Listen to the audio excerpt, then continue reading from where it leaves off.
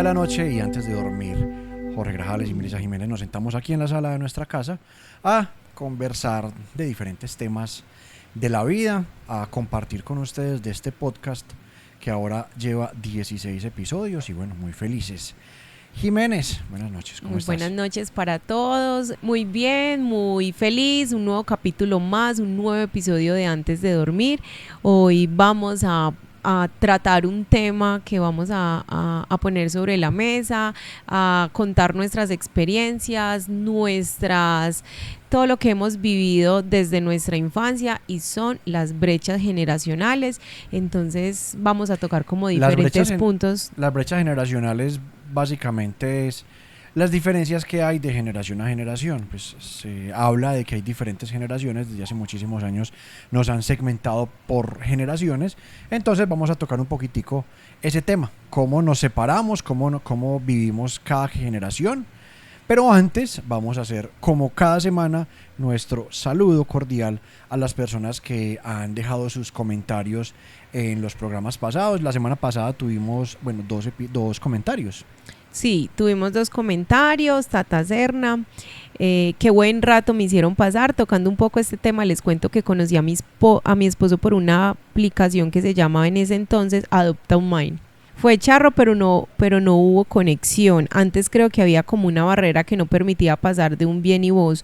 Así que un año largo después decidimos conocernos y oh por Dios, fue una tremenda conexión, y desde ahí hasta el momento Andrés se convirtió en mi mejor amigo y mi pareja.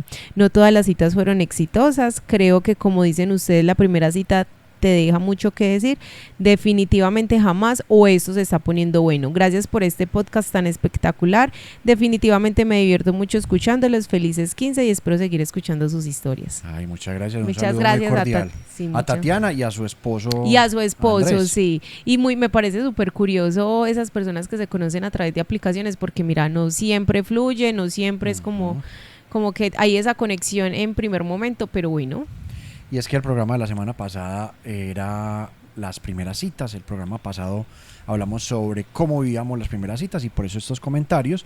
Y por aquí también tenemos un comentario de Clavo Punk. Dice, volver a conquistar en estos tiempos debe de ser difícil, aunque esa sensación de todo lo que conlleva empezar a salir con alguien es inigualable. Llevo tanto sin hacerlo que no me imagino empezar de cero. Y yo que hablo bien mal, quién quita que me encuentre con un Garra versión mujer y me deje porque yo digo éxito en vez de éxito. Ay, Clau, hijo, no me diga eso. Sí, ya vamos a terminar, yo eso no lo acepto. Garra soy yo, pues es un viejo apodo de grandes amigos, Garra o Garrafa. Después nos vas a contar esa historia. Después un día, un tema interesante ahí, sí. Los apodos, porque 1000 apodos me decían a mí en el colegio Calasanz, porque tenía más apodos que un berraco.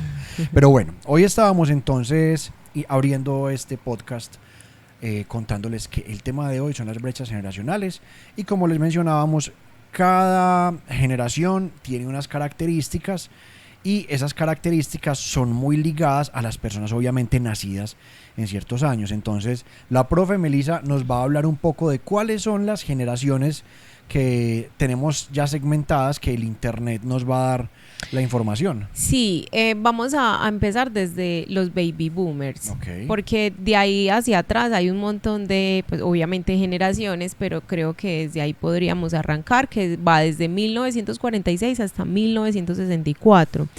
Los baby boomers surgieron después de la Segunda Guerra Mundial, caracterizados por un aumento significativo en la tasa de natalidad.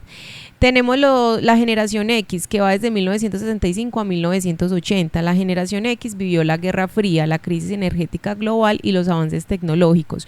Tenemos la generación Y o millennials, que son de 1981 y 1996, es decir, que nosotros entramos ahí. Okay. Empezamos y cerramos. La generación Y, también conocida como los millennials, creció en la era digital y fue testigo de la transición hacia la tecnología moderna. Esta generación se caracteriza por su enfoque a la diversidad e inclusión. Tenemos la generación Z, 1997 a 2012. La generación Z, también conocida como Centennials, ha crecido inmersa en el mundo de Internet y las redes sociales. Como nativos digitales han desarrollado habilidades tecnológicas desde una edad temprana y adoptando una mentalidad global. Y tenemos la generación alfa, que es del 2003 en adelante. Esa generación se compone de aquellos nacidos de la década del 2010 en adelante. 2010. Son considerados como los nativos digitales 2.0, ya que crecen en un mundo caracterizado por la apertura mental, la visión global, la diversidad y la alta tecnología. Esto es un informe de LinkedIn, entonces me pareció interesante que nos aterrizara un poquito como estas fechas. Bueno, son muchas generaciones, pero bueno, nosotros pertenecemos a la generación Y. No, o millennials. Eso sí, la generación Y o millennials, que va desde 1980 a 1996. ¿Y vos qué sacás, por ejemplo, de la generación de los millennials y de la generación de los centennials? ¿Qué te caracteriza, por ejemplo, de esas dos generaciones? Yo creo que a mí lo que me caracteriza de los millennials es que tuve como ese primer acercamiento a la internet, como que me abrió como las puertas a ese mundo tecnológico, que aunque al principio obviamente fue muy limitado porque tengo muchos recuerdos de cómo se dieron las cosas, pero siento que me abrió como las puertas a eso, como a estar como un poquito más conectada con eso. Y ya con la generación Z, ya pues obviamente como que me confirmó a ese avance y me permitió estar como más cerca a la tecnología. Es que yo creo que vos sos más centennial que millennial, porque claro, como te decía, naciste en todo el umbral, o sea, naciste en todo el límite entre la una y la otra, pero tu desarrollo y tu crianza fue en la época de los centennials. Entonces por eso podés de pronto reconocer algunos elementos de los millennials, sobre todo en la parte inicial de esa generación, que son algunos todavía elementos de esa generación que quizás ya han ido desapareciendo. Sin embargo, tu desarrollo fue más ligado al tema de la tecnología, entonces creo que puedes estar más cobijada por el aura de los centennials que el de los millennials. Nuestra generación, hablando puntualmente entonces de esa generación Z, generación Y o los millennials, sí. Tuvimos una infancia muy llena de grandes aventuras. De nuevo, vos y yo vivimos dos partes de la generación muy distintas. Sin embargo, hacemos parte de la misma. Yo sé que hay costumbres de nuestra generación que a vos no te tocaron, que seguramente son las que yo más recuerdo porque fueron las de mi infancia. Por ejemplo, ahora uno ya no ve, por ejemplo, las nuevas generaciones jugar tanto en la calle como lo jugábamos nosotros cuando éramos niños. O sea, el jugar en la calle y los juegos callejeros eran una absoluta delicia, y uno llegaba a la casa con la intención de tirar la mochila donde cayera, de cambiarse el uniforme y salir a la calle a jugar con los amiguitos. Eso era para uno, eso era la mayor felicidad después del colegio. Entonces son tradiciones que van cambiando. La televisión también es muy distinta. Entonces yo quiero como hacer un recuento, por ejemplo, de esos elementos de mi parte de la generación que ya se han transformado, porque cada generación va cambiando como esos hábitos. Por ejemplo, la televisión a mi generación, a los de mi edad, fue la que nos educó.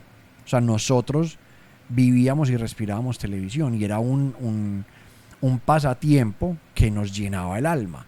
Que uno llegaba del colegio y mientras almorzaba veía la franja de la televisión educativa y cultural de Inravisión, que eso yo sé que a vos no te pudo haber tocado, pero era maravilloso porque era una franja como de 2 a 4 de la tarde, donde vos veías un montón de programas orientales, japoneses, con, ¿cómo se llaman estas cosas? Títeres. Con títeres, con muñequitos, con disfraces que te enseñaban. Era televisión educativa y cultural. Entonces, programas como Nopo y Gonta, programas como El Tesoro del Saber, La Brújula Mágica, fueron programas que a nosotros nos quedan. La televisión tenía un papel importantísimo en el desarrollo del niño.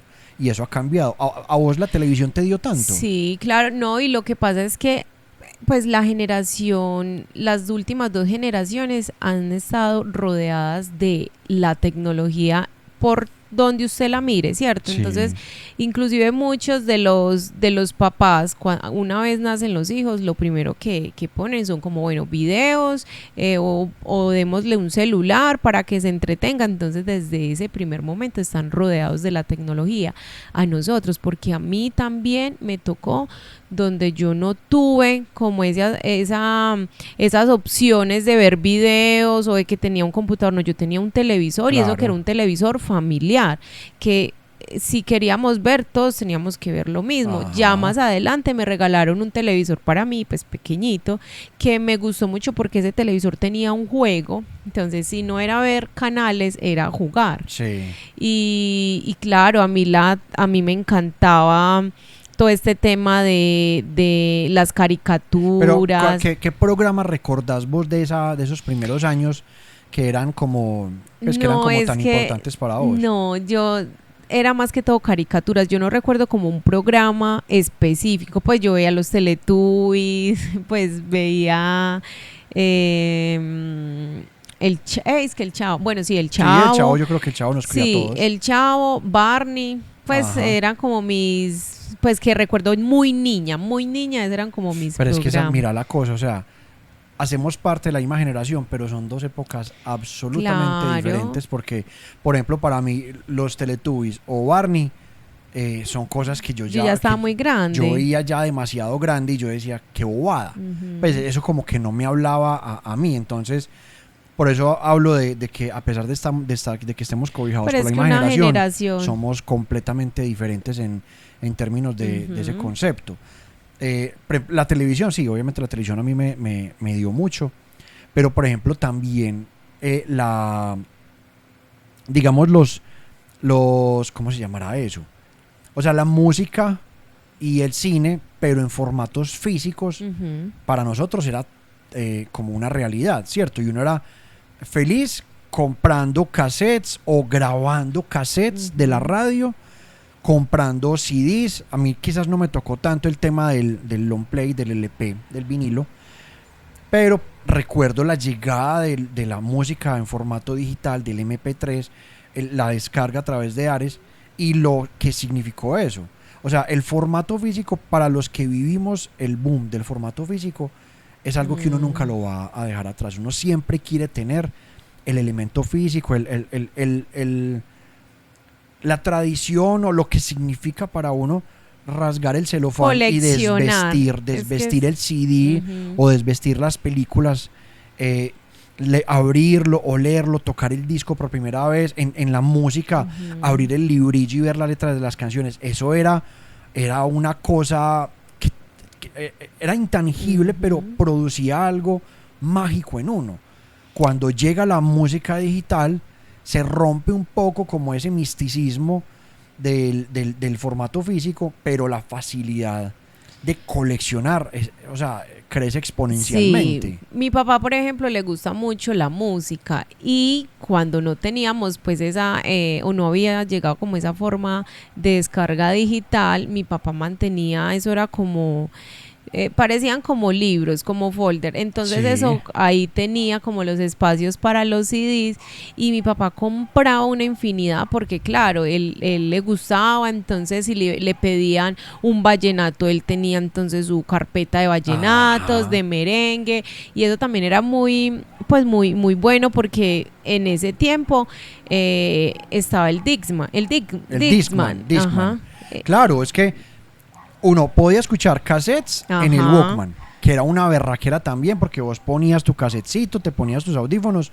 y era muy bacano. Eso sí, se acaba a un lado, voltéelo al otro, y si tiene más cassette, cámbielo, y Por si ejemplo, no, a mí ese vuelva no y me póngalo. tocó. A Pues mí sí me sí, tocó el sí cassette. sí lo vi, y en algún momento sí lo tuve en manos, pues porque obviamente era muy reciente, pero Ajá. mi papá era el Discman, pues sí, a mí me tocó. Sí, es que el Discman se convierte también en el elemento portable para poder escuchar música. Ujú. Y el Discman, pues obviamente vos tenías un CD, que es digamos que un elemento un poco más grande que un cassette, que puede ocupar más espacio, pero cuando llega el MP3, vos en un CD Ujú. podías montar una gran cantidad de canciones. Entonces ya los CDs pasaban de ser un disco en donde tenías 12 o 14 canciones, que era lo que traía un álbum, Ajá. a un disco en el que podías tener 40, 50 o 60 canciones a tu gusto, vos las montabas. Sí. Todavía podías tener tu Discman, metías ahí el disco y te sollabas tranquilamente 3 o 4 horas de música sin ningún inconveniente. Entonces la música, yo creo que la música se benefició mucho del tema tecnológico porque masificó sonidos que antes eran de más difícil acceso. Sí. Pero sufre la industria, entre comillas, sufre la industria, porque se empieza a incrementar el tema de la piratería. Y aparte de eso, cambia también la dinámica de consumo. Porque yo me acuerdo, en esa época, si a uno le gustaba una canción, uno iba y compraba el CD y se escuchaba todo el CD y descubría nuevos tesoros. Claro, en este álbum está una canción que me gusta mucho, pero resulta que, esta me gustó más, o esta también está muy bacana. Entonces ya escuchabas todo el disco. Y eso también era algo muy valioso. Con la llegada de la tecnología, ya vos elegías qué escuchar. A mí me acordaste de un meme que vi hace poquito, dice que cuando comprábamos el CD pirata de tal señor y terminaba sonando, por ejemplo, una canción, un vallenato, es que y terminaba mezclado con una canción de rock o algo así. La piratería, de cierto modo, bajó un poco el nivel de la calidad del audio, ¿cierto? Porque un audio de CD, o sea, de un CD original, viene en un formato diferente, mientras que los MP3 son un formato mucho más comprimido, pero en últimas eso lo capta un oído muy entrenado, pero uno que es un simple mortal, uno no siente tanto esas diferencias y a uno no le importa. A uno no le importa. Inclusive muchas pues a mí me pasó pues porque mi papá tenía y compraba muchas veces, pues si no tenía para comprarse el original, pues terminaba comprando pirata. Exacto. Entonces hay veces poníamos una canción y terminaba como haciendo el promo de la emisora donde lo grababan. Entonces también pues era la forma, pues, pero es normal, pues así la gente pues se innovaba para vender sus canciones y todo. Son las formas de comercializar también. Otra cosa que yo siento que extraño mucho de mi época, que ha cambiado demasiado, es el tema, pues obviamente ya hablamos de la música, el universo de la música es muy similar al universo del cine. Antes uno compraba el taco de VHS, compraba la película o la grababa también en un taco de VHS virgen, la película que iban a dar en Premier Caracol, y uno la grababa y grababa inclusive hasta los mismos comerciales. Era también una tradición bacana, pero algo que a mí sí me parece que afectó mucho a mi modo de ver es el tema de los recuerdos fotográficos. Eso también es algo que yo extraño. Manu, por ejemplo, mi hermana dice que yo tengo muchas fotos, pero es que mi papá, o no sé si fue como un fotógrafo frustrado, no sé, pero él tenía esa cámara y él me tomó fotos desde que nací, o sea, todo el proceso, mientras que Manu le tocó el celular. Y son fotos que se van perdiendo. Si a uno se le roba el celular, entonces ya, pues ahora hay muchas formas, pero primero se te roban el celular o se te pierde, ya perdiste todas esas fotos. Y el tema no es que tengas 100.000 millones de fotos, sino que el hecho de tener un álbum con las fotos físicas es algo diferente. O sea, eso sí siento yo que lo extraño mucho. La tradición de hacer álbums fotográficos, y entonces está el álbum del bebé, mis primeros años con las 2 paticas ahí, o está el álbum matrimonial, que bueno, todavía se saca, es que hay pero fechas. En un formato distinto, ¿cierto? Porque antes era literal un álbum normal que tenía las fotos pegadas. Ahora se hace un photobook, una cosa súper bonita, pero el hecho de tener un elemento físico con esas fotografías es muy valioso, y la digitalidad y esas facilidades tecnológicas nos cambiaron el chip. Yo creo que para los pelados de ahora de 12 o 13 años, pensar en tener un montón de libros o de cuadernillos con las fotos pegadas, debe ser la cosa más aterrador del mundo. ¿Para qué? ¿Eso para qué? Yo las tengo aquí en mi celular, mira la resolución. Exacto. Pero por la misma facilidad. Y lo que pasa es que las últimas 2 generaciones son muy inmediatas por lo mismo, porque siempre han tenido acceso a la información de una forma muy rápida. En cambio nosotros nos costaba mucho. Entonces, por ejemplo, que ven, yo te quiero mostrar cómo era yo pequeño, la fiesta que tuve 5 años. Vamos a mi casa, saquemos los álbumes, revisémoslo, y así tal cual pasó en el colegio. O sea, a mí también me tocó cuando el acceso a la información no era así tan como ahora. Si uno tiene dudas, váyase, como decimos nosotros, a Wikipedia, o váyase a la internet, porque ahí lo encontrás todo. Y pero que esa inmediatez también va de la mano con lo que el tema de la fotografía te da ahora. Vos antes tomabas la foto y hay un proceso. Termina el rollo. Porque no es tome la foto y ay, mírala, no. Tome la foto, siga tomando fotos. Si es rollo de 12, de 24, de 36, termine el rollo. Llévelo a Fotobreme, ¿no? Llévelo en ese entonces a Foto Japón o a Conicolor. Revélelo. Y se demoraba días. Reciba usted la bolsita plástica, la bolsita de papel con las fotos ahí metidas. Reúna a la familia y empiece a ver foto por foto. Eso era una cosa maravillosa. Inclusive a uno le daban como ese formato, no sé como es el nombre técnico, pero que le entregaban a uno el tema pues de la cinta, si se llama así, pues que uno lo miraba, el rollo, pero era como pequeño y uno tenía que ir mirando cuál elegía. Eso era lo normal en una familia tradicional. A mí me tocó una cosa más bacana, porque yo estudié fotografía y me tocó fotografía de esa tradicional, y era la hoja de contacto. En una hoja de contacto a vos te daban en una hoja grande todas las fotos reveladas, y vos, pues obviamente en un formato pequeño, pero las veías todas y podías ver realmente el detalle, porque vos en un negativo ves literal el negativo de la imagen. Mientras que en la hoja de contacto, si el rollo era color, veías la foto chiquitica, la miniatura a color, y vos ahí decías, listo, amplíame esta, en estas medidas. Eso era, o sea, es que era ustedes chiquitos, ustedes no lo entienden. Yo sé que ustedes no lo entienden, pero los viejos que están viendo este podcast, que creo que es la mayoría de personas que lo ven, que son millennials o inclusive de antes, saben de qué estamos hablando. Es que es algo distinto, o sea, tiene algo mágico el hecho de tener una tradición como tan artesanal. Los pelados de ahora dirán, qué bobada. No, pero es que yo la foto la puedo ver, y si la quiero ampliar voy y la amplío.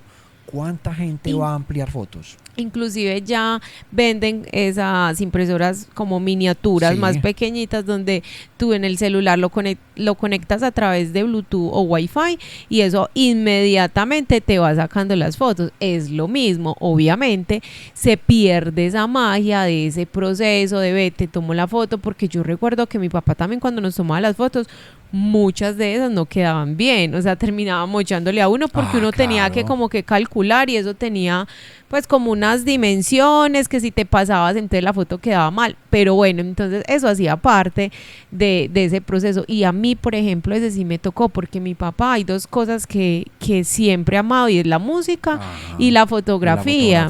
Entonces, pues a su manera. Entonces eran cosas, nosotros no teníamos, pues como, no éramos millonarios ni ricos, nada. O sea, nosotros también teníamos muchas limitaciones, pero mi papá siempre, nunca le faltó un radio. Y nunca le faltó una cámara.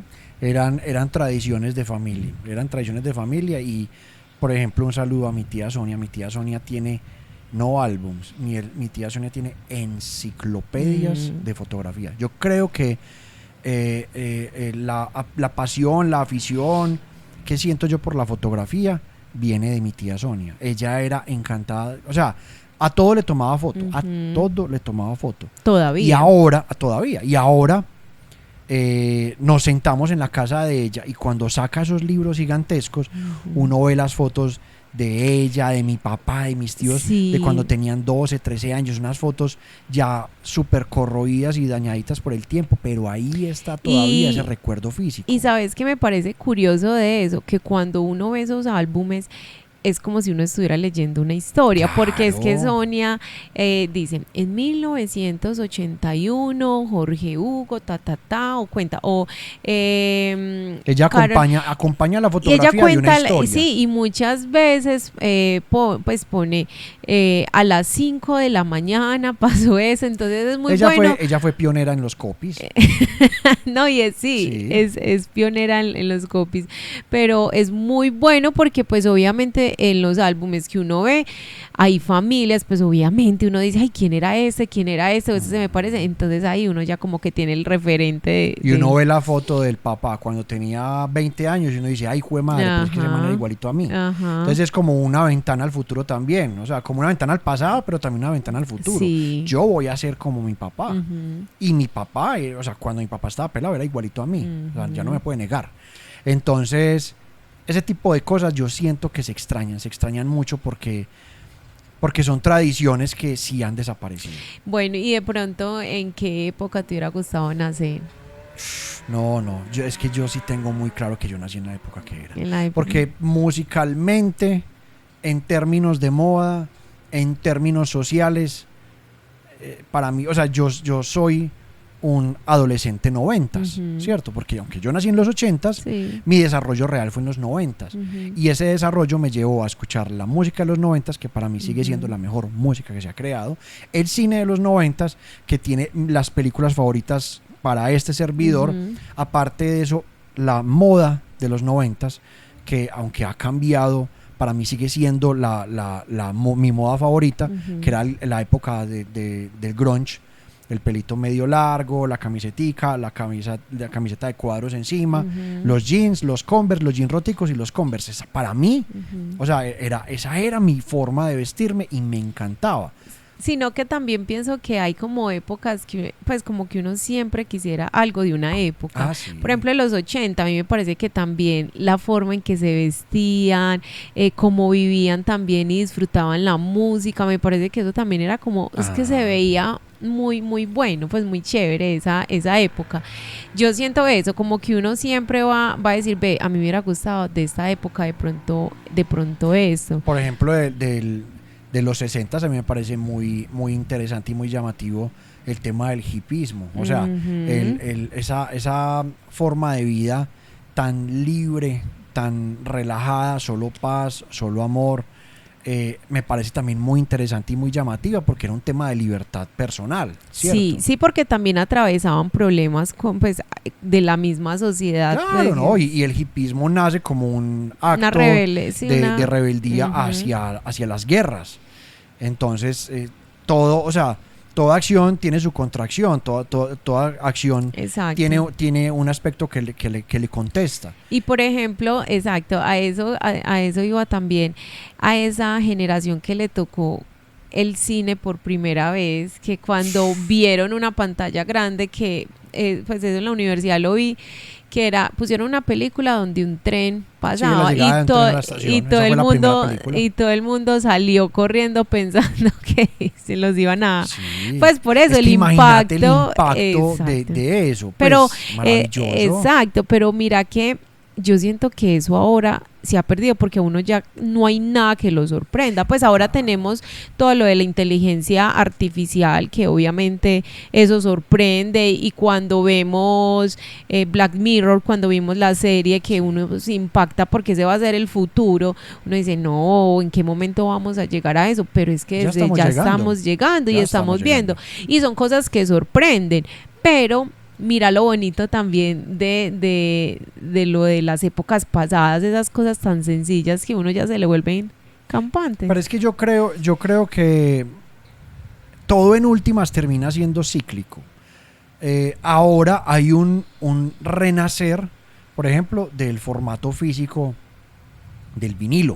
Ujú. Ahora, y eso creo que viene acuñado por los ahora viejos que disfrutaron del vinilo en esa época y no lo van a dejar morir, pero aparte de eso que están educando quizás a sus hijos, quizás a sus sobrinos, Ujú. o de pronto elementos de esta generación que son lo que nosotros llamamos almas viejas, que de pronto desde muy chiquitos crecen escuchando cierto tipo de música, entonces quieren acoger algo de esa generación, entonces lo están reviviendo. Ujú. El formato físico, por ejemplo, para el cine, yo espero y le pido al Dios del cine que nunca termine, porque es que la plataforma se acaba, el disco se te cae y se te daña. Claro, puedes descargarlas de nuevo, pero esto es para siempre. Y aparte de eso, el hecho de vos verlas, de lo que les decía ahorita, la experiencia de coger el disco, de abrirlo, de poner el disco en tu Blu-ray, verlo en una mejor calidad, porque olvídate, ver un disco en 4K o en Blu-ray de alta calidad no es lo mismo que verlo en un televisor, no es lo mismo, sonoramente tampoco es lo mismo.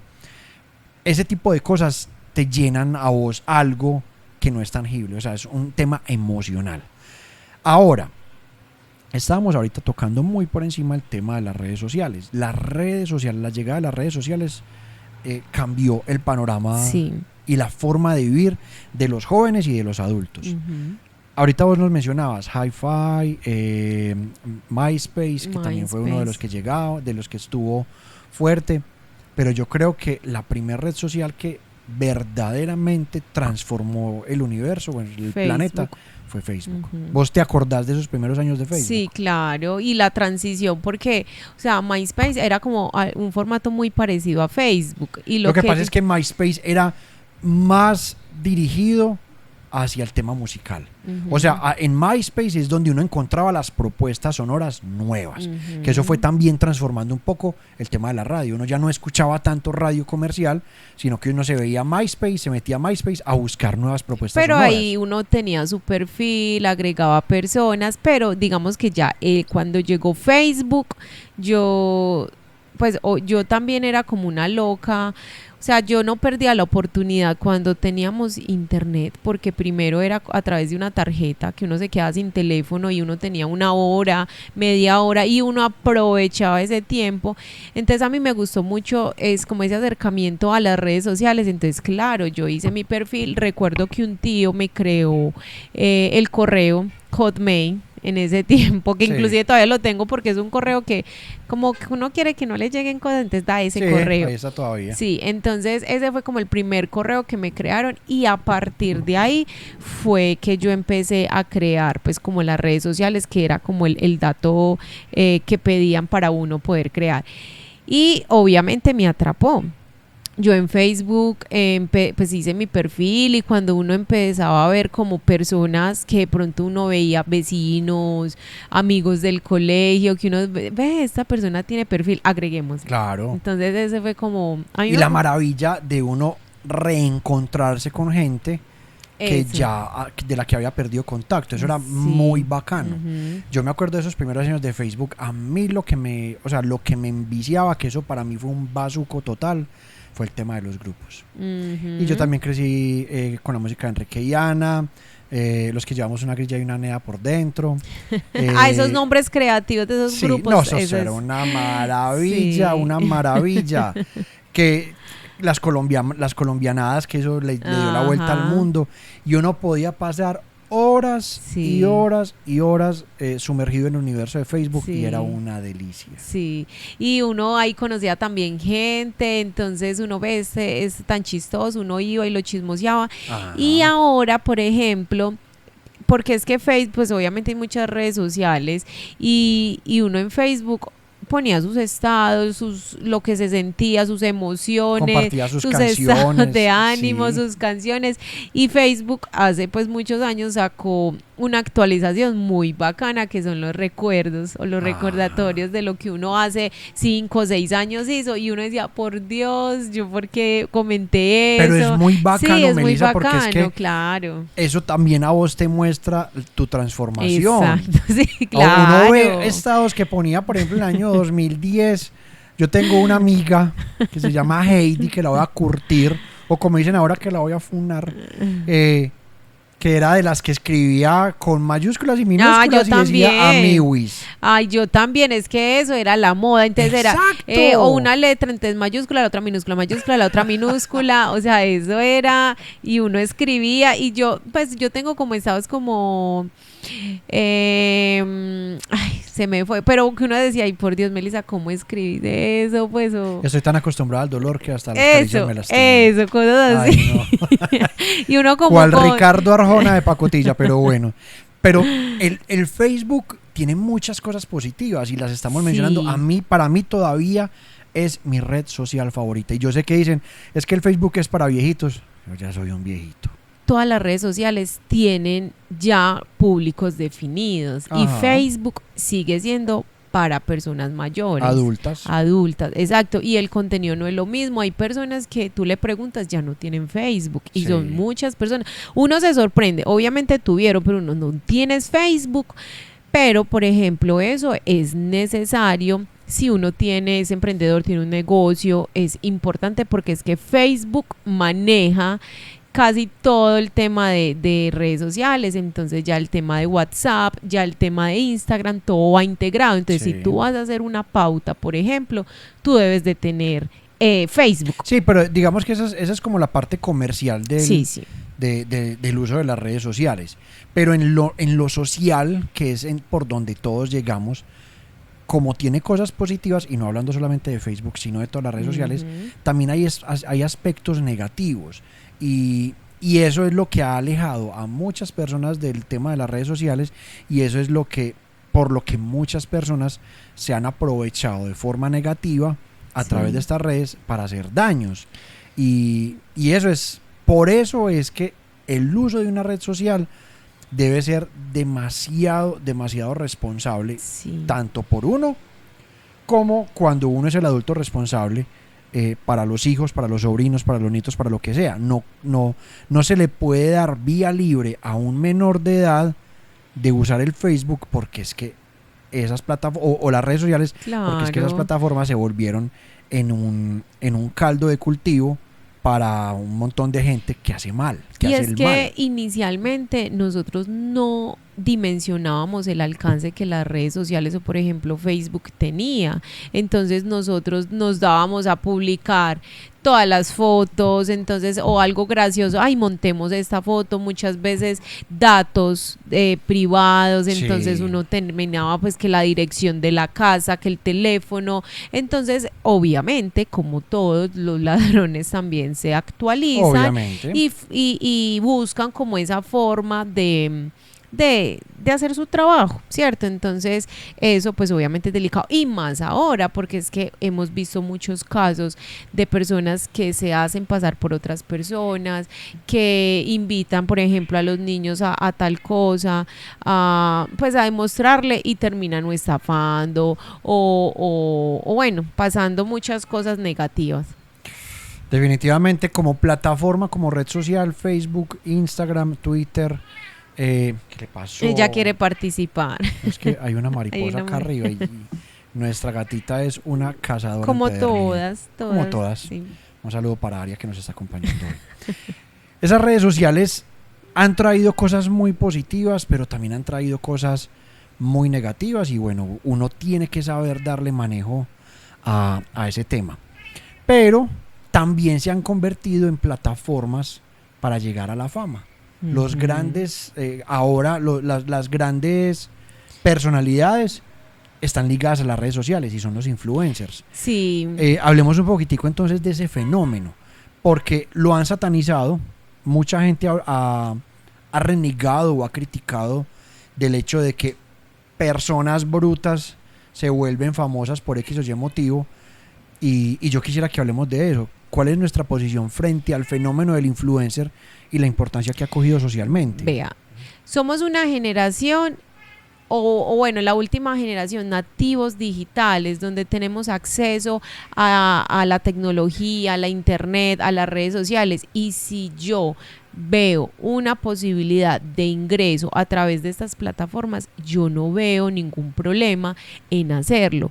Que claro, hay personas, porque es que anteriormente las personas que eran famosas o reconocidas eran personas que salían en televisión. Entonces eran personas que los actores, no sé, presentadores. Entonces eran como un proceso que se tenía para uno crear fama, ¿cierto? Ya obviamente los influenciadores con un celular, y si un video se hace viral, pues obviamente ya tiene como una forma de reconocimiento porque hay muchas personas viéndote.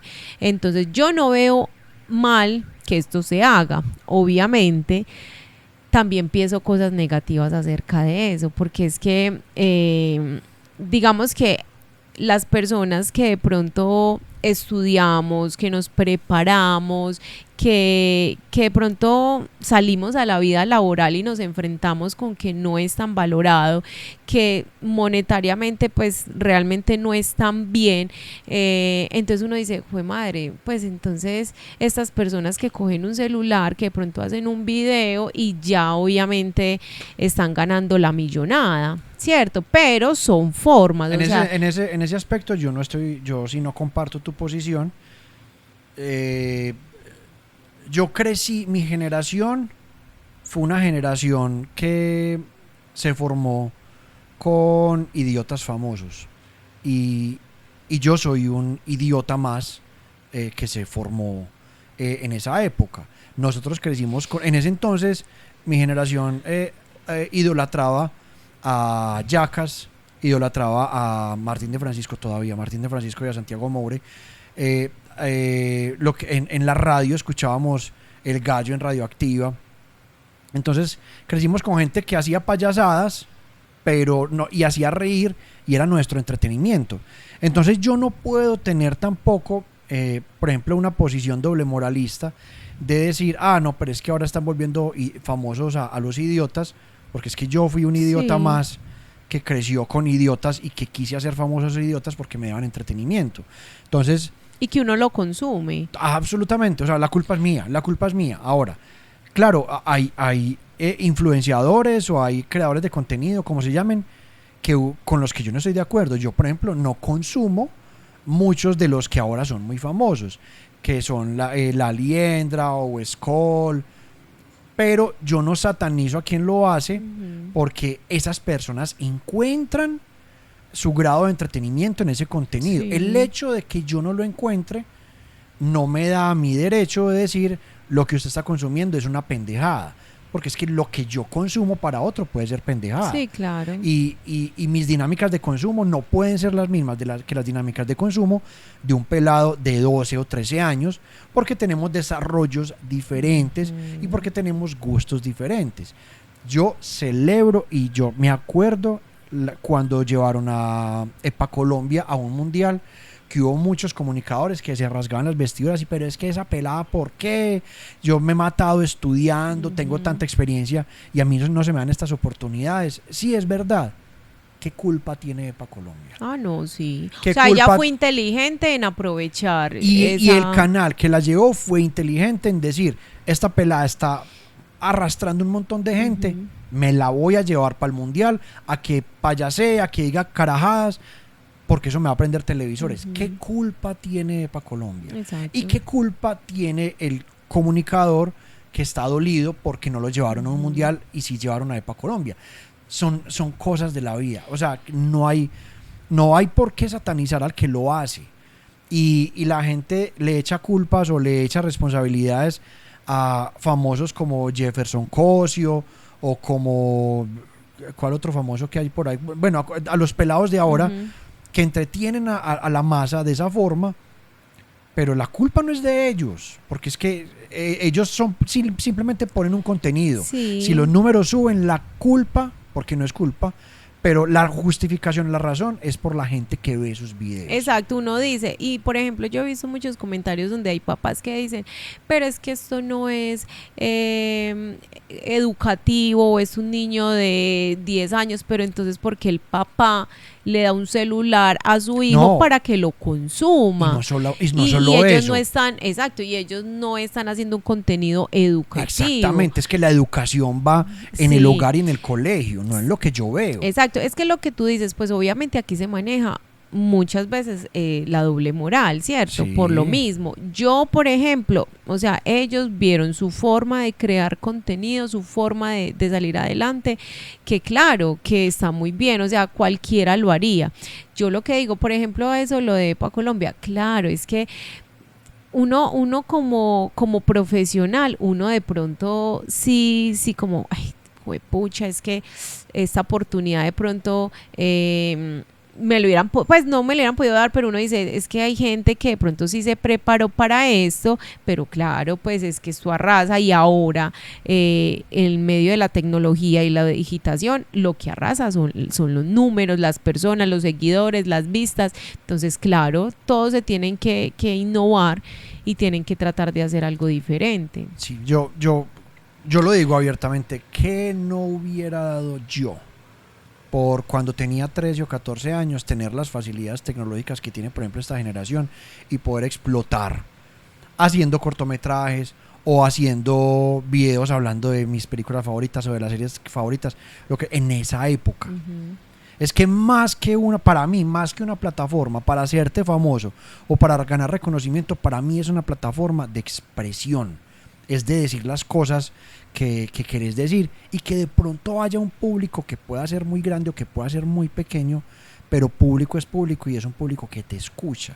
Para mí ese es el valor de la red social, y es que está masificando el mensaje. Antes vos tenías que tener un gran golpe de suerte para que te abrieran un espacio en televisión, claro, con lo limitados que son los canales, o un espacio en radio para dar tu mensaje. Ahora vos sos dueño de tu mensaje. Entonces no hay necesidad de sobredimensionar esa situación. Es darle un manejo responsable, pero ese manejo responsable lo da el padre. Exacto. No el niño. Exacto. Al niño hay que indicarle de qué forma se debe hacer el consumo, a cómo le enseñaron a uno a qué horas ves televisión. Primero haces las tareas, haces estas cosas, organizas la cocina y luego vas a ver televisión 2 horas. Eso es un manejo paternal y no se le puede entregar esa responsabilidad a un gato X o Y o a una gata X o Y que hace contenido. Ella está haciendo lo suyo, la culpa no es de ella o de él. Hablemos de algo, de la generación de cristal. ¿Qué pensás acerca de eso? La generación de cristal es que ellos vienen siendo la generación. Lo que pasa es que más allá de un tema generacional, yo siento que es un concepto que se ha creado porque la sociedad de ahora es más consciente de lo que no aporta o de lo que no le aporta a ella, y esa generación o esta sociedad está más dada a luchar como por ello. Entonces yo creo que por eso le hice la generación de cristal, porque creemos nosotros desde ese concepto, desde esa percepción también, creo que yo muy estrecha, de que como critican o como reniegan de que algo les afecta, les duele, les incomoda o les ofende, entonces nosotros lo vemos como una señal de debilidad y como, ay, pero esta generación de ahora se queja por todo.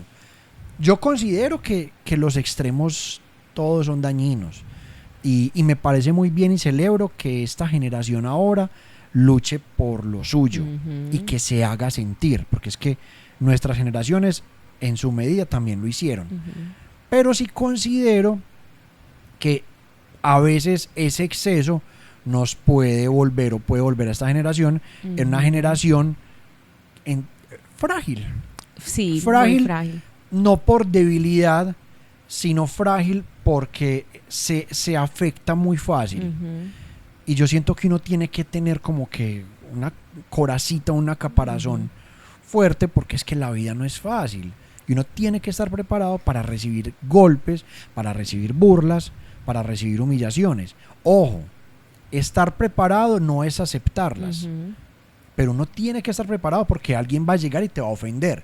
Pero también tienes que estar preparado para luchar contra esa ofensa. Sí, sino que es que obviamente todo el tema de redes sociales permite que uno se exponga, ¿cierto? Entonces al uno exponerse, obviamente hay personas que llegan a opinar, que tienen, obviamente se sienten con el derecho. Pues claro, si uno está generando algún contenido, pues uno está abriendo la puerta para que la gente opine, y no siempre van a opinar bien, claro. No siempre las personas van a estar de acuerdo con lo que uno hace. Entonces si uno se expone, uno tiene que tener esa fortaleza para recibir malos comentarios, o que de pronto así no sean verdad, como dices, o sea, es simplemente ya. Sí. O sea, lo que pasa es que yo entiendo, por ejemplo, nosotros como adultos somos de otra generación, entonces uno asimila ese tipo de golpes.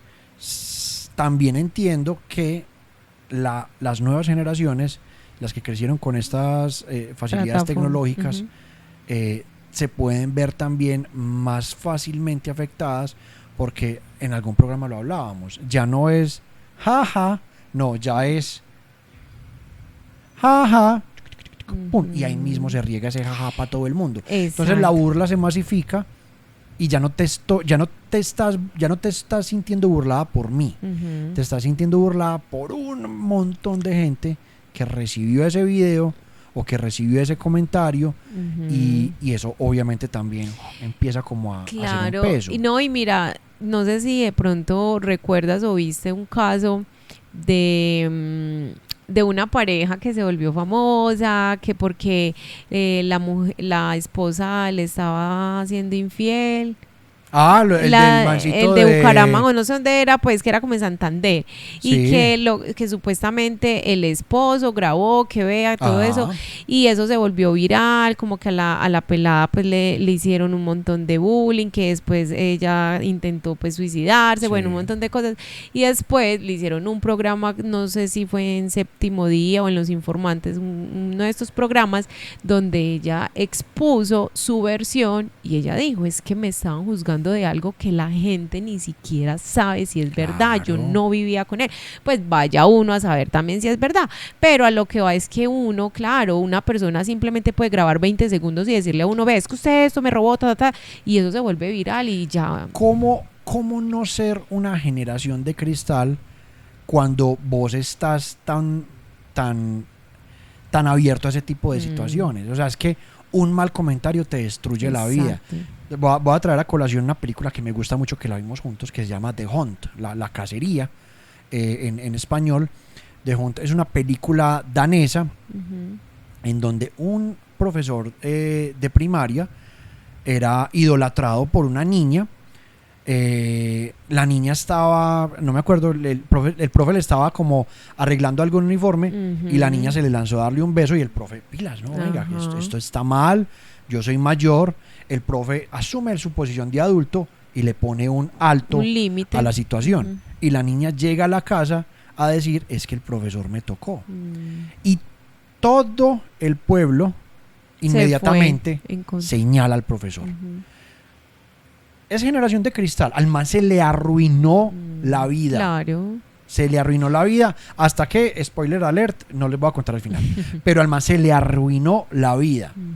Decime cómo no cristaliza uno su cuerpo, cómo no siente que se rompe cada parte de uno cuando una situación de esa se presenta, y cuando vos, por mucho que expongas la situación, lo único que vas a escuchar son acusaciones y señalamientos. Y eso se ve actualmente. Absolutamente. Inclusive muchas veces, pues lo que he escuchado es que las niñas ya simplemente amenazan a los hombres y le dicen, no, es que yo puedo hacer un video, puedo simplemente decir que tú me tocaste. Y no es solamente la connotación sexual.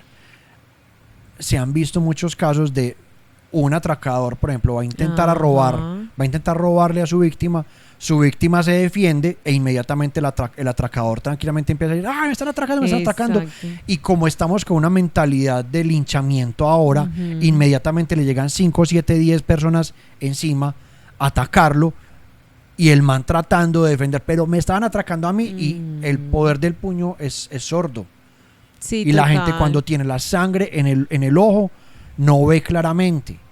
Entonces, no podemos hablar de una generación de cristal. Tenemos que entender que esta es una generación en donde es mucho más fácil hacer daño.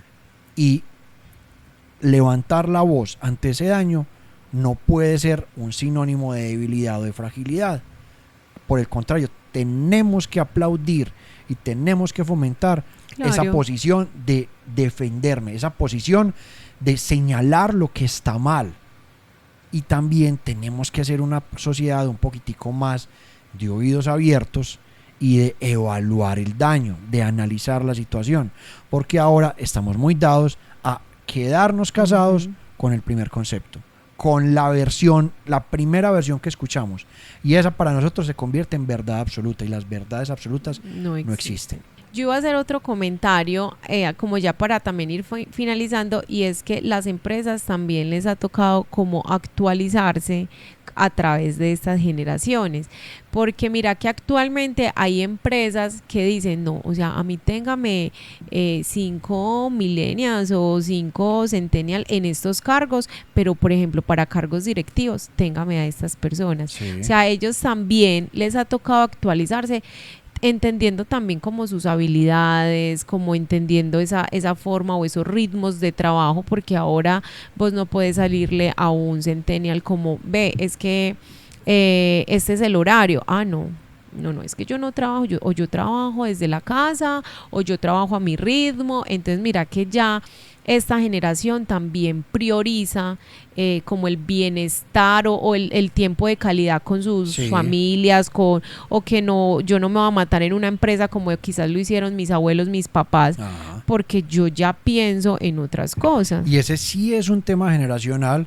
porque somos muy diferentes. O sea, yo celebro eso, yo celebro que la gente esté poniendo realmente su bienestar personal por encima del tema laboral. Pero yo, por ejemplo, no sería capaz. Porque yo soy una generación distinta y mi generación, o por lo menos yo como persona, soy demasiado entregado al trabajo. Me encanta trabajar. Entonces, para mí... Es un equilibrio. Sí, y para mí no es viable el pensar en, no, mi trabajo termina a las 5 de la tarde y adiós. Hombre, pero es que yo a las 5 de la tarde todavía tengo cosas por editar o tengo pendiente algo, yo puedo adelantar esto y mañana estar un poquitico más libre.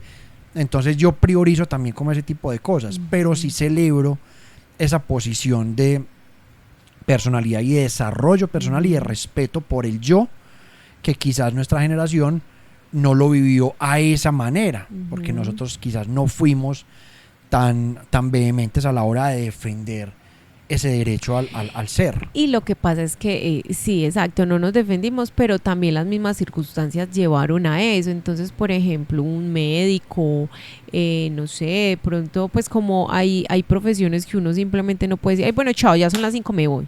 No, ¿sí me entendés? Lo que pasa es que no sabemos o sea, cómo se va a transformar el tema laboral en los próximos años. Probablemente se llegue a ese punto, donde es que ya las empresas van a tener que trabajar entonces como lo hacen muchos turnos. Entonces su turno termina a las 5, listo, doctor, coja sus cositas, váyase que llega el siguiente turno. Seguramente ahora lo hacen. Entonces creo que ese tema se va a ver cada vez más visible en cómo se van evolucionando las dinámicas laborales. Sino que, exacto, es lo que tú dices, también como la pasión que uno le tenga a lo que hace. Cuando uno estudia lo que le gusta, uno no empieza a ver el trabajo como tampoco como una obligación. Pero es que yo no veo ahí que sea un tema de pasión. No. Porque es que puede que los pelados de ahora también estén apasionados por lo que estén trabajando. Pero de nuevo, es un tema de respeto por lo que yo quiero hacer. Yo no voy a entregarte horas adicionales de mi vida porque esas horas adicionales las quiero dedicar a otra cosa. Sí. Así sea una persona muy apasionada. Entonces, de nuevo, estamos haciendo conjeturas porque pues yo no tengo aquí a la mano un pelado de 18 años que esté viviendo esa situación y que me dé una razón o que me dé una justificación de por qué lo hacen. Es como uno lo evalúa desde este lado desde de afuera, la barrera. como lo ves. Pero entonces esa es la invitación también a que si de pronto algún pelado de esa edad que tiene esa mentalidad de hacer respetar por encima de cualquier cosa su tiempo personal, nos cuente cómo se ha llegado a esa posición y cómo es su vida laboral, cómo una empresa puede llegar también a respetar esa posición tan sólida de pilas. O sea, usted ya está pasando la responsabilidad laboral y está llegando a un tema personal y eso sí no lo permito. Me parece interesante. Vamos cerrando este programa, pero vamos a cerrar este programa con un top 5. Sí, vamos a hacer un top 5. Estuvimos hablando de nuestro pasado, de cómo crecimos como generación y vamos a hablar de nuestro top 5. Cada uno tiene su top 5 de juegos callejeros. Vamos a ir contando paso a paso. Vamos punto diciendo por punto, eso, vamos diciendo. A ver cuál es el de cada uno. Entonces, Jiménez, ¿cuál es tu top 5? Empiezo con mi top 5. Policías y ladrones. Me gustaba todos nos mucho tocó. como esos roles que le tocaba a uno entonces el policía persigue al ladrón y uno o se escondía o salía corriendo. A mí todos esos juegos que fueran así Que me fueran encantan. corriendo. Sí, me gustaba mucho. Perfecto. Mi top 5 era chucha, en todas sus variaciones. Obviamente estaba la chucha tradicional, Chucha cogida. chucha cogida, pero entonces que chucha, ¿cómo se llama? Chucha estatua. Congelada, era chucha Chucha congelada. bueno, eso cambiaba por barrio. Sí. Chucha americana, que era Sí. la del piquito. Que chucha china, que todo el mundo, ay, mi favorita es chucha china, pero nadie jugó chucha china porque yo nunca escuché de nadie que haya escuchado realmente que haya jugado chucha china. Si usted jugó chucha china, nos cuenta por favor. Top número 4. Bueno, también tengo chucha cogida, pero Bueno. pero también era como el tema de las variaciones, o sea, todo el tema de chuchas me gustaba Todo lo que mucho. fuera a salir corriendo y agarrarte Sí. y tratar Pues de no como, dejarte coger. sí, como esa adrenalina porque muchas veces uno no era tan rápido, entonces era como que, ay no, yo Claro. prefiero o coger o algo así, o que me cojan, pues porque era muy charro. Mi top número 4 es lo que nosotros llamábamos bolas, que los de ahora le dicen creo que canicas. A mí me encantaba. Me encantaba llevar la bolsa de bolas en el descanso, ir a hacerlo de huequitos y empezar a jugar. Con las A mí piponchas y que también. no sé qué, me encantaba. Yo me considero como un niño porque cuando estaba niña me gustaba, tenía muchos amigos hombres, entonces cuando no tenía con quién jugar, pues Jugaba con ellos me con los invitaban, entonces muchas veces ellos me regalaban o yo las que uno se iba ganando. Pero no le pega el micrófono, pues no le me dé rabia. enojé. Las que uno se iba ganando me gustaba mucho. Ese entonces es mi top 4. ¿Cuál es tu top número 3? Boy. ¿Sí recuerda cuál era Boy? Yo no me acuerdo qué era Boy. ¿Cuál era Boy? ¿Cómo era ese? Que uno hacía en unas estaciones con una tiza, entonces uno ponía 1, 2 hasta el número 10, entonces uno hacía, uno hacía una tablita, entonces usted iba tirando y usted tenía que ir pasando por estaciones y una persona si lo ponchaba, creo que era así, no recuerdo, pero era Bueno, yo creo que no lo jugué. Yo no sé si fue que no me tocó, o quizás los amiguitos míos no jugábamos ese, pero ese no me tocó. Mi top 3 es, yo no sé si es un juego. Sí, eso es un juego. Rin Rin Corre Corre. Ay, obvio. A mí me encantaba. El que no jugó ese Ese no me tuvo parecía infancia. maravilloso. Y ese también era esa corriente de adrenalina de llegar y tocar el timbre, Claro. tocar la puerta y salir corriendo a esconderse a ver cómo salía. No, eso para mí era una maravilla. Una vez jugando eso, ya la señora nos conocía y era un cuarto piso y nos echó agua. Y fue Todo juego tiene su riesgo. Sí, y eran con los primos y entonces mi tío fue y es que a regañar que porque nos había echado agua. Para que vea. Bueno, ¿cuál es su top Pues que uno 2? le da rabia cuando se lo hacía. Mi top 2, escondidijo. Me gustaba mucho, pues obviamente, esconderse y que lo encontraran a uno. Ese era es mi top 2. Mi top número 2, y yo creo que aquí alzan la mano un montón de chicos, era La Verdad se atreve. O pico botella. No, para mí era La Verdad se atreve. La Verdad se atreve me parece que tenía un componente más interesante porque Sí, vos claro. tenías la opción. Si eras un man súper arriesgado o las personas con las que estabas jugando, estaba de pronto la chica que te gusta, entonces uno trataba, ay no, yo me atrevo, yo soy súper valiente. Pero si no, entonces era también el tema de decir las verdades y eso facilitaba muchas cosas. Me encantaba ese juego. Ay, sí. ¿Cuál es tu top número 2? No, ya lo dije, mi top número 1. Bueno. Entonces, Ya, en mi top número 1, Jamie. No sé si te tocó que uno... Jamie era una niña de la unidad. Ay, no. Un saludo No. para Jamie. Para mi generación uno ponía unas piedritas y uno con una pelota las tumbaba y ya después el que las tumbaba tenía que salir corriendo. Es que estoy confundiendo ese con Boy, pero no, ese es Jamie, ese sí es Jamie. Entonces uno salía corriendo, pero no recuerdo. Ya. Uno salía corriendo y otro del equipo o uno mismo tenía que terminar de armar la torrecita. Otra vez la torre, sí. Ese fue otro de los que a mí o no me tocó o no lo jugué. Mi top número 1 ya es tu top número 3, que para mí es Escondidijos. Para mí Escondidijos Mi top era 2. era tu top Sí. 2. Bueno, para mí ese era mi juego favorito. Me encantaba, me divertía mucho, exigía mucha creatividad de uno y era maravilloso. Y no había sentimiento más maravilloso que salir uno a libertar la barra. Sí, Ay, no. Era uno el héroe de la jornada. Sí. No, eso me parecía fantástico. Ay, sí, Ese qué era mi top bueno. 1. Eso sí, realmente son cosas que uno extraño, que yo extraño en mi infancia porque sé que ya ahora los niños no salen a la calle. Sí, en algún programa lo hablamos. Probablemente eso tiene una razón social. Es que Claro. las calles ahora Son no son tan peligrosos. seguras como de pronto lo eran antes. Pero yo quiero creer que de pronto en las urbanizaciones grandes, en urbanizaciones cerradas, todavía los niños llegan del colegio, tiran la mochila en la sala y se van a la calle a jugar escondidos, a jugar boy, a jugar chucha americana o a jugar la verdad. O ya pueden que tengan otros nombres, no sabemos. Es que nosotros hablamos, pero no sabemos cómo está obviamente. la juventud, o bueno, la niñez. Sí, los niños de ahora. Bueno, nuestro programa va llegando a su final. Este es un antes de dormir que también estuvo larguito. Hacía mucho tiempo no teníamos un programa tan largo, Sí. pero es que teníamos demasiada tela por cortar. Así que, Jiménez, de nuevo, muchas gracias. En medio de tu bostezo, te lo voy a ponchar en edición. En medio de tu bostezo, vámonos a dormir. Muchas Sí. gracias a todos ustedes por vernos, ¿sí? Sí, ¿Cierto? muchas gracias. Nos vemos el próximo jueves a las 8 de la noche. Recuerden seguirnos, recuerden Por comentarnos favor. lo que piensan de lo que hablamos de hoy. Todos los puntos de vista nos gusta leerlos y nos gusta compartirlos. Esperamos que sigan comentando y esperamos que se suscriban en la campanita Ya y está esa como, cosa. ya está como los de ahora. Es que yo soy un influencer, mija. ¿Qué le pasa? Espero que te suscribas, dale like, dale me gusta, dale compartir, dale un montón de cosas. Esperamos de verdad que sigan acompañándonos en esta apuesta audiovisual que llevamos ya 16 programas haciendo. Me Muy está rascando la oreja. Y la invitación es a que dentro de 8 días nos acompañen una vez más en este antes de dormir. Recuerden, todos los jueves, 8 de la noche, compitiendo contra el desafío. Esperemos que le ganemos al desafío. Si no, lo puede ver después, tranquilo. Eso queda ahí alojado en YouTube. Muchas gracias por vernos, Jiménez. Que descanses, una feliz Muchas noche. gracias igualmente. A ustedes también. Chao. Que descansen.